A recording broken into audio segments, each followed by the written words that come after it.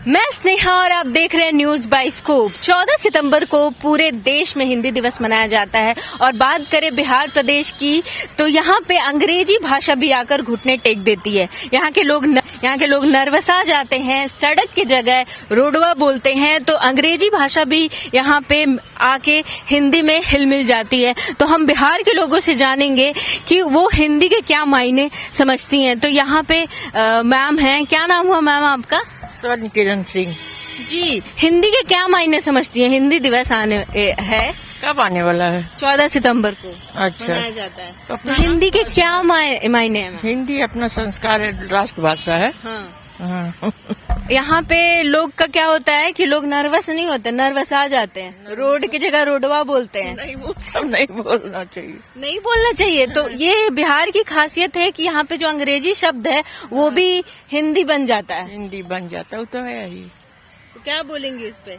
नहीं, शुद्ध हिंदी बोलना चाहिए। हाँ, बोलना चाहिए। हाँ, अंग्रेजी बनना है तो चले जाओ बाहर। हाँ। बिहार का जो है जी। तो हिंदी भाषा अब क्या लगता है कैसी स्थिति है पूरे भारत में? अंग्रेजी पे ज्यादा लोग नहीं, मिक्सअप हो गया। मिक्सअप हो गया है। हाँ। तो हिंदी भाषा के क्या मायने समझते हैं? हिंदी भाषा जैसे कि एक हमारी साझी संस्कृति की रूप है, प्रतीक है हिंदी भाषा। हिंदी भाषा में जैसे कि 46% जैसे 46% लोग हमारे इस देश में हिंदी को बोलते हैं। तो हिंदी के मायने तो बहुत हैं और इसमें ये भी एक खास बात है कि हम इसमें सारी भाषाओं को समाहित कर सकते हैं। अंग्रेजी हो गया, भोजपुरी हो गया और उर्दू हो गया और फारसी हो गया। ये सारी भाषाओं को जो अपने आप में समेट सकती है वो एक भाषा हिंदी है। और हिंदी में ऐसी बहुत सी चीजें हैं जैसे कि हिंदी हमें जैसे हमारे कल्चर से जुड़ी हुई है, हमारी कल्चरल जो है उस चीजों को बढ़ावा देती है हिंदी।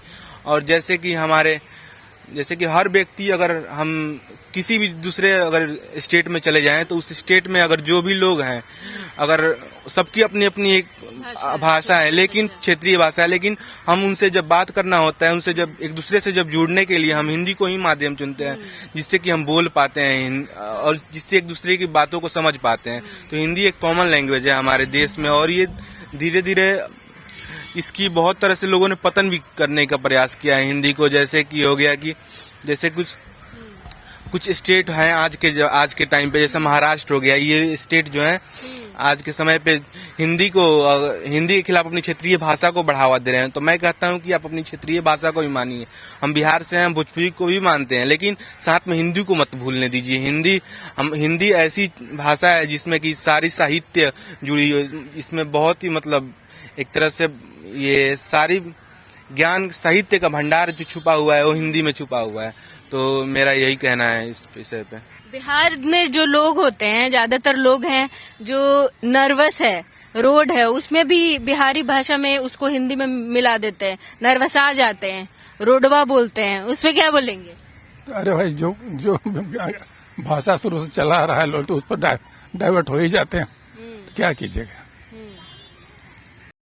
लेकिन जो पढ़े लिखे लोग हैं वो तो हिंदी बोलते हैं बढ़िया। अब क्या लगता है कि अब हिंदी का जो है इम्पोर्टेंस कम होता जा रहा है पूरे देश? सवाल ही नहीं पैदा होता है। हिंदी का इम्पोर्टेंस कम कैसे होगा? बढ़ेगा। लोग बच्चे आज ज्यादातर इंग्लिश में बात करते हैं। खैर हिंदी तो पढ़ते ही हैं, तब इंग्लिश पढ़ते हैं, दोनों पढ़ते हैं। हिंदी में बात करना चाहिए और हिंदी बढ़ेगा, ऐसा थोड़ी कि हिंदी खत्म हो जाएगा।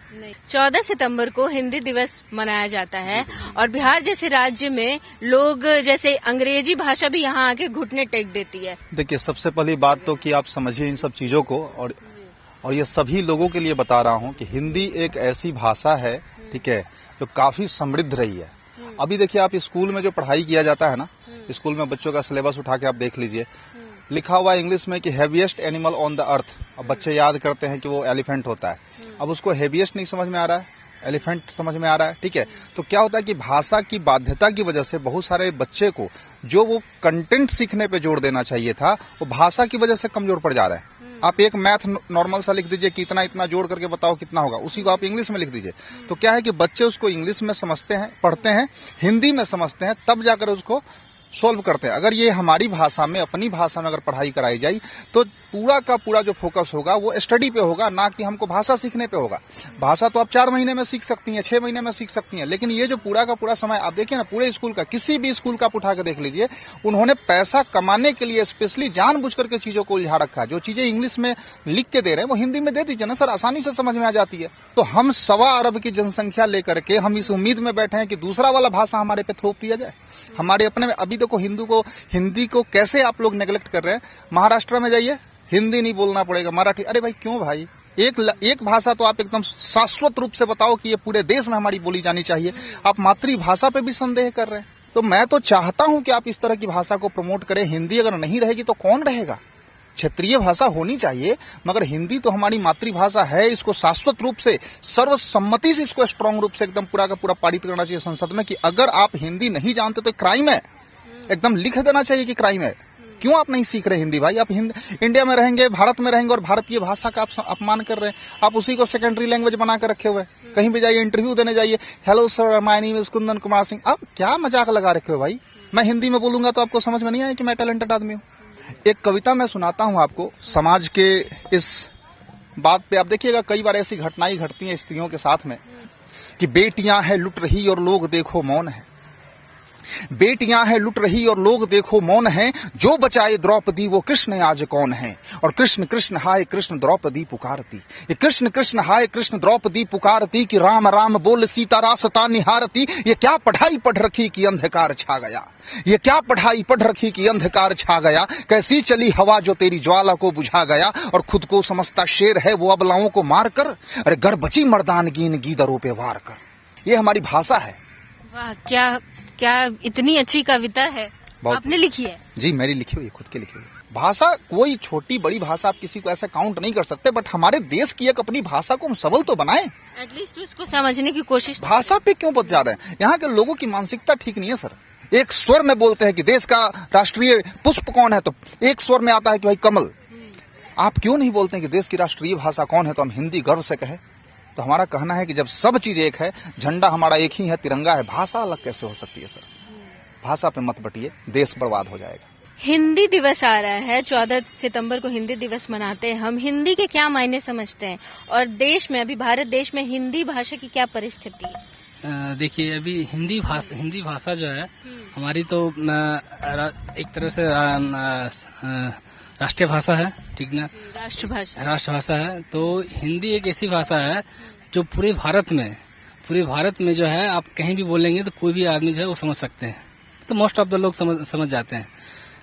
और जहाँ तक इसे अब इंडिया से बाहर भी जाएंगे तो वहाँ भी जो है हिंदी के नाम से इंडिया को लोग समझते हैं, जो कि वहाँ पे हिंदी ऐसी भाषा है, एक ही ऐसी भाषा है जो सब जगह सारे राज्य में बोली जाती है।